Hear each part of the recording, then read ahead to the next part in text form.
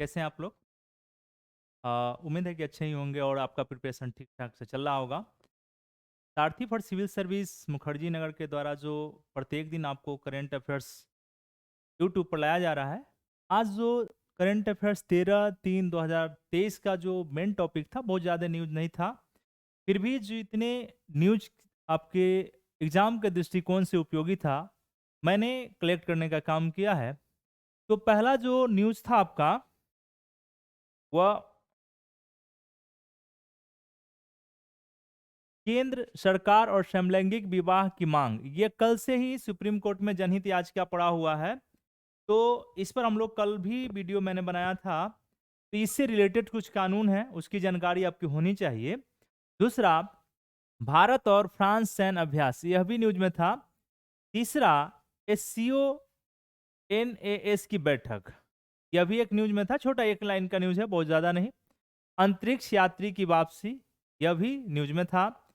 SAARC के महासचिव पद, इस बार सार्क के महासचिव का पद जो है बांग्लादेश को प्राप्त हुआ है। तो इसलिए, क्योंकि टारगेट था अफगानिस्तान को मिलना चाहिए था, लेकिन तालिबान की सरकार को अभी स्वीकृति न मिलने के कारण यह पद बांग्लादेश के पास गया। तो इसलिए अभी ध्यान रखने की जरूरी है। एक है एनएसएस रिपोर्ट, यह जल से रिलेटेड है, तो यह भी ध्यान रखने की आवश्यकता है। अगला है निर्वाचन आयोग की अग्नि परीक्षा, ये मेंस की टॉपिक है, क्योंकि निर्वाचन आयोग का न्यूज मैं पीछे भी 2-3 दिन पहले डाला था, कल भी बताया। क्योंकि निर्वाचन आयोग ही ऐसा ऑटोनोमस बॉडी है भारत के लिए कि लोकतंत्र को हमेशा सफल और मजबूत बनाने के लिए नए नए प्रयोग कर रहे हैं, जिससे कि और बेहतर तरीके से चुनाव निष्पक्ष, स्वतंत्र और विश्वसनीयता के साथ कराया जाए, जिससे कि सभी लोकतांत्रिक पार्टियों को भरोसा और बढ़े। क्योंकि कई बार यह आरोप लगता है कि निर्वाचन आयोग की जो प्रक्रिया है, या निर्वाचन आयोग क्या करती है कि वो कहीं ना कहीं सरकार के दबाव में आती है। तो पीछे हमने कहा कि निर्वाचन आयुक्तों की नियुक्ति अब जो है सुप्रीम कोर्ट, विपक्ष के नेता और प्राइम मिनिस्टर के सलाह पर ही राष्ट्रपति करेंगे, क्योंकि नया प्रक्रिया आ गया है। यह भी था। याकूत चक्रवात, चक्रवात, तो चक्रवात जो है, आप GS1 यूपीएससी GS1 का जो पेपर देखेंगे, तो वहां आपको लिखा हुआ है चक्रवात, क्लियर लिखा हुआ है आपदा से रिलेटेड चक्रवात। तो ये चाहे भारत में हो या फिर वैश्विक स्तर पर हो, डाटा छोटा ही होता है, लेकिन वह एग्जाम के दृष्टिकोण से काफी उपयोगी हो जाता है। तो ये सारे इतने न्यूज थे आपके आज के दृष्टिकोण से। अब हम लोग आते हैं एक एक न्यूज पर। केंद्र सरकार और समलैंगिक विवाह, कल हमने कहा कि सुप्रीम कोर्ट में एक जनहित याचिका आई है कि जैसे 377 पहले से क्या हुआ कि ब्रिटिश काल में यह कानून पनिशेबल था। तो दिल्ली हाई कोर्ट में जब याचिका नाज फाउंडेशन द्वारा लगाया गया, तो नाज फाउंडेशन के पक्ष में निर्णय आया। निर्णय आने के बाद फिर सर्वोच्च न्यायालय में मामला गई, और अंततः सर्वोच्च न्यायालय ने संविधान को ध्यान में रखते हुए मौलिक अधिकार आर्टिकल 14, 15 और 21 को ध्यान में रखते हुए जो समलैंगिक लोग थे उनके पक्ष में निर्णय देने का काम किया।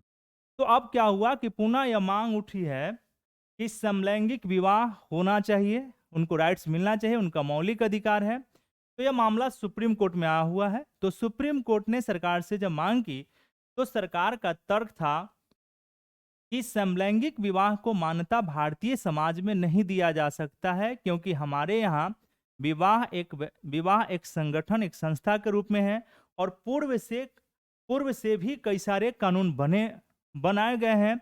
इन कानून को थोड़ा आपको ध्यान रखना है। कानून का जो पहला कानून है, पर्सनल लॉ या हिंदू विवाह एक्ट 1955, ये आप ध्यान रखेंगे, क्योंकि इस पर आपसे पूछा जा सकता है कि विवाह की प्रक्रिया में बनाए गए भारत सरकार के या संसद द्वारा बनाए गए कानून का जो क्रमबद्धता है, वह किस प्रकार से है। यहाँ से क्वेश्चन आपको पूछे जा सकते हैं, इसलिए इसको ध्यान रखने की आवश्यकता है। एक दूसरा,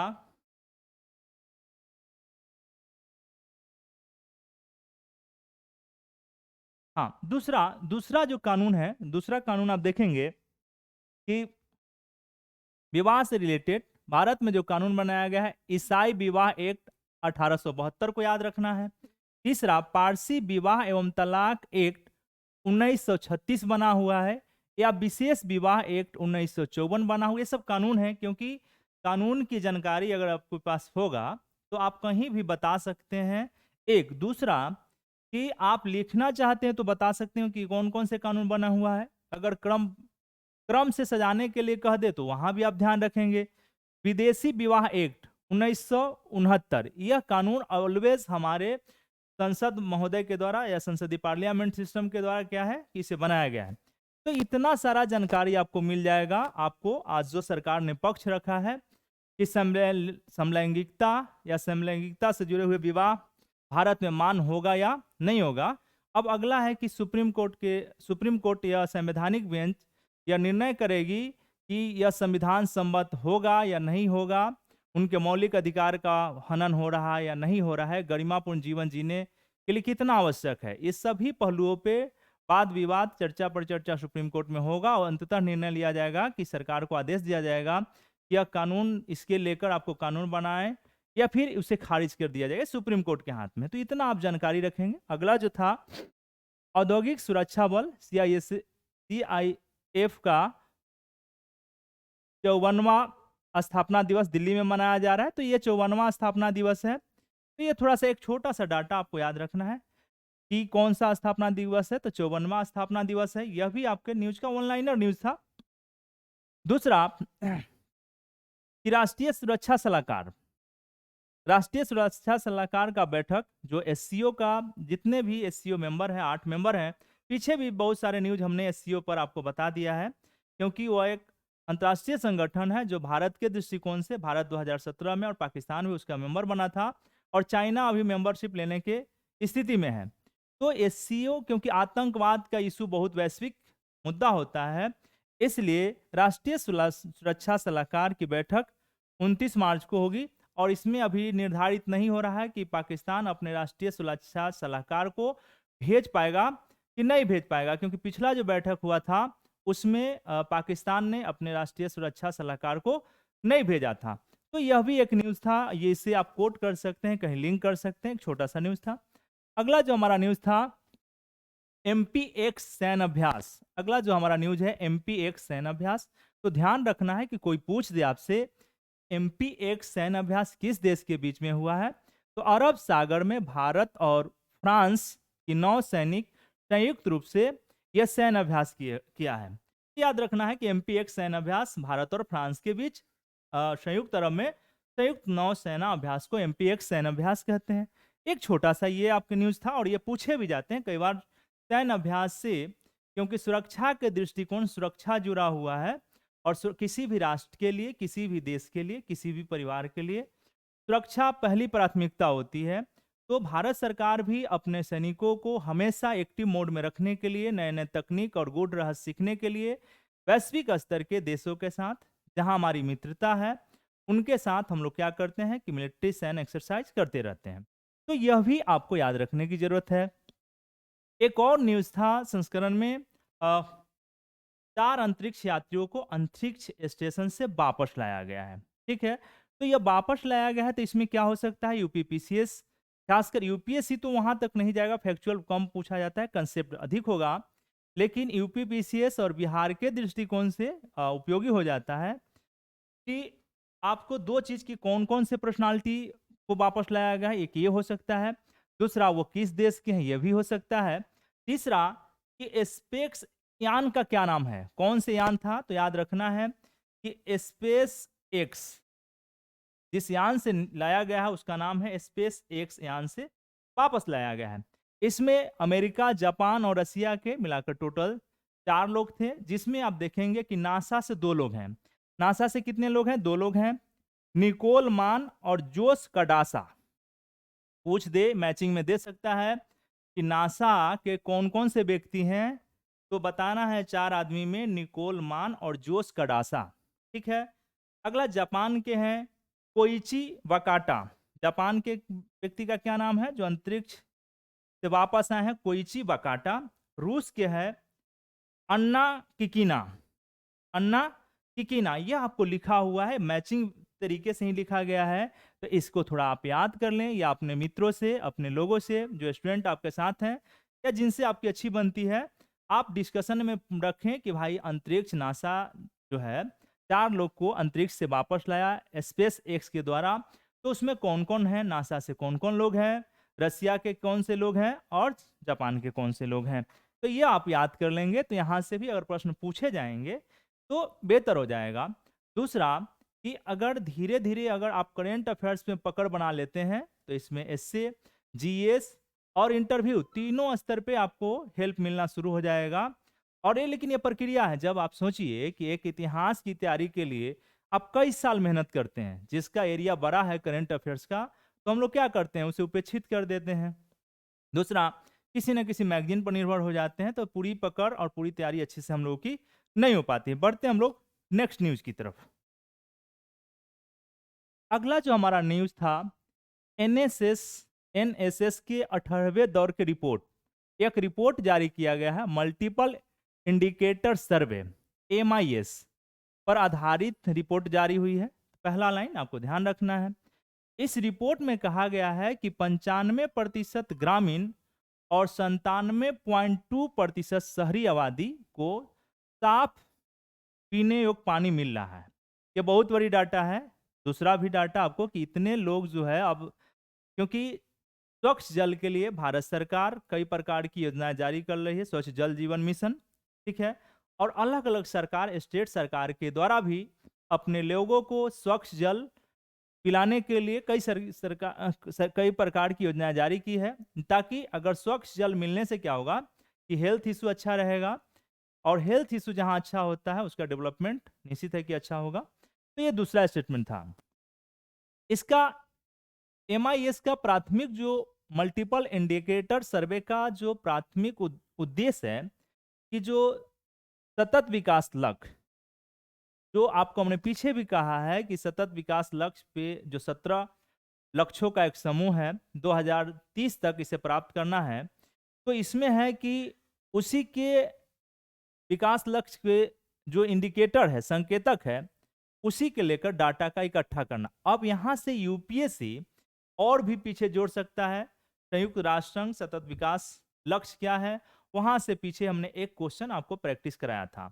तो यह न्यूज था। या फिर यह आपसे पूछ सकता है मल्टीपल इंडिकेटर सर्वे यह क्या है, यह भी पूछा जा सकता है। या यह रिपोर्ट किसने जारी किया है।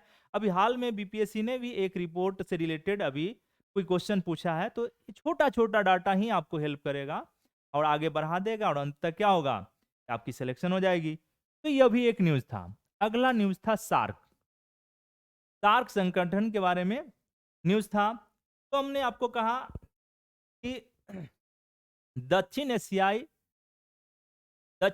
क्षेत्रीय सहयोग संगठन, सार्क शॉर्ट टर्म है उसका, ठीक है, मतलब शॉर्ट नेम है। इसकी स्थापना 8 दिसंबर 1985 को बांग्लादेश की राजधानी ढाका में हुई थी। पहला, मैं करेंट पर आने से पहले मैंने कहा कि थोड़ा सा बेसिक आपको कोई पूछ दे, सार्क क्या है। तो एक क्षेत्रीय संगठन है। पहला भी आप सिंपल तरीके से बता सकते हैं कि एक क्षेत्रीय संगठन है। इसकी स्थापना 8 दिसंबर 1985 को हुई है। दूसरा बता सकते हैं। तीसरा कि इसका मुख्यालय काठमांडू में है, नेपाल की राजधानी काठमांडू है, वहां 3 लाइन तो पहले बताइए। चौथा, आपको पूछा जा सकता है कि उसका उद्देश्य क्या था, ऑब्जेक्टिव क्या था सार्क को गठित करने का। तो इसका उद्देश्य था कि क्षेत्रीय स्तर पर कल्याण को बढ़ाना, आपसी संबंध को प्रगाढ़ करना। यह भी आपका उद्देश्य थोड़ा याद रखना चाहिए।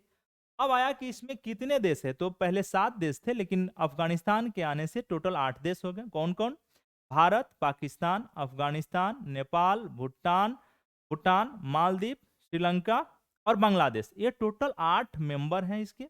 ओरिजिनल ऑर्गेनाइजेशन है, क्षेत्रीय संगठन। आप सोचिए कि आप यूपीएससी में जब जाएंगे, यूपीएससी के मेंस का सिलेबस अगर आप देख रहे होंगे जीएस का, तो वहां लिखा गया है क्षेत्रीय संगठन और उसका भारत पर क्या प्रभाव पड़ेगा। आप देखेंगे कि सार्क जो भी सार्क समिट हुआ, तो ज्यादातर भारत और पाकिस्तान के जो मुद्दे थे, इस मुद्दे के कारण यह काफी मतलब मुद्दा उठ जाता था, जिस कारण से सार्क जिस उद्देश्य से स्थापित किया गया था वह अपने उद्देश्य को प्राप्त करने में सफल नहीं रहा।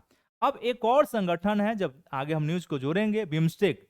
और सार्क और बिम्स्टेक से रिलेटेड आपको जीएस मेंस में प्रश्न पूछे जाते हैं, एक चीज। दूसरा कि बिम्स्टेक या सार्क का संगठन मुख्यालय, इससे तुलनात्मक क्वेश्चन भी पूछे जाते हैं। जैसे आपको ब्रिक्स हो गया, G20 हो गया, यूपीएससी भी ने कई बार प्री और मेंस दोनों दृष्टिकोण से इस संगठन, क्योंकि संगठन से भारत जुड़ा हुआ है और भारत के लिए उपयोगी है। तो इतना। अब आते हैं कि इसमें करेंट क्या था। अब चलते हैं कि सार्क सचिव को लेकर करेंट अफेयर्स क्या था। तो करेंट अफेयर्स था कि सार्क संगठन के महासचिव का चुनाव करना था, और इस बार चुनाव के लिए जो पूरा टारगेट दिया गया था कि अफगानिस्तान के हाथ में था, लेकिन अफगानिस्तान में जो तालिबान की सरकार है, तालिबान के सरकार को सार्क संगठन के देशों ने मान्यता नहीं दिया है। इस कारण से यह पद अफगानिस्तान को नहीं मिलेगा। यह स्टेटमेंट दिया जा सकता है कि अभी हाल में सार्क संगठन देशों का महासचिव अफगानिस्तान को बनाया गया है, या अफगानिस्तान के लोगों को बनाया गया है। जो स्टेटमेंट क्या हो जाएगा, गलत हो जाएगा। तो ये आपको ध्यान रखने की जरूरत है। दूसरा, कि बांग्लादेश के गुलाम सरवर, क्या नाम है याद रखिएगा, बांग्लादेश के गुलाम सरवर को सार्क का अगला सचिव बनाया गया है। मतलब सार्क देशों का सचिव अभी किसे बनाया गया है, बांग्लादेश के गुलाम सरवर को। तो यह आपका आज का इतना न्यूज था। अब आता है एक न्यूज है कि चुनाव आयोग की अग्नि परीक्षा, यह मेंस के दृष्टिकोण से, क्योंकि उस न्यूज को पढ़ने के बाद यही पता चला कि और कितने सुधार की आवश्यकता है चुनाव आयोग में, निर्वाचन आयोग में कितने सुधार की आवश्यकता है। और देखे होंगे कि दिनेश गोस्वामी जो कमेटी बना 1990 से लेकर, तारकुंडे समिति से लेकर, इंद्रजीत सेन गुप्ता कमेटी से लेकर विधि आयोग का रिपोर्ट, और विधि आयोग के रिपोर्ट के साथ साथ आप देखेंगे कि सुप्रीम कोर्ट के कई सारे गाइडलाइन हुआ, और गाइडलाइन के माध्यम से धीरे धीरे लोकतंत्र के महापर्व को सफल बनाने के लिए निर्वाचन आयोग हमेशा सक्रिय और तत्पर है और नए नए प्रयोग कर रहा है, जिससे कि बेहतर तरीके से लोकतंत्र को, और भी लोकतंत्र की जो रूट है या जड़ें हैं, उसको गहरा किया जाए ताकि जीवंत बन सके। इसलिए आप छोटे छोटे न्यूज को हैंडल करते चलें। आपस में एक चीज और आप कर सकते हैं, जिनको एसए के लिए अगर डर बनता है तो आप आपस में 2-4 मित्र मिलके आपस में डिबेट कर सकते हैं, और डिबेट होने से भी एसए की तैयारी आपको धीरे धीरे हो जाएगा। तो आज का ये टोटल न्यूज़ था, और उम्मीद करूंगा कि आप सबके लिए यह न्यूज़ उपयोगी रहेगा। और एक छोटा सा इन्फॉर्मेशन, कि जितने लोग भी सारथी फॉर सिविल सर्विस से जुड़े हुए हैं, कृपया आप इसे लाइक सब्सक्राइब करें, और साथ में अपने मित्रों को जो कॉम्पिटिटिव एग्जामिनेशन से जुड़े हुए हैं, यूपीपीसीएस, यूपीएससी या बीपीएससी या अदर्स एग्जाम, तो उन्हें क्या करें कि इस चैनल को सब्सक्राइब करने के लिए प्रमोट करें, और इतना सहयोग अगर होगा, और उम्मीद करूंगा कि आप लोग करेंगे भी सहयोग। मैं हमेशा ऑप्टिमिस्ट रहा, आशावादी रहा, और धीरे धीरे हमारा जो सूचना संग्रह है आपके एग्जाम के लिए उपयोगी हो जाएगा। आज के लिए इतना ही। बहुत बहुत धन्यवाद।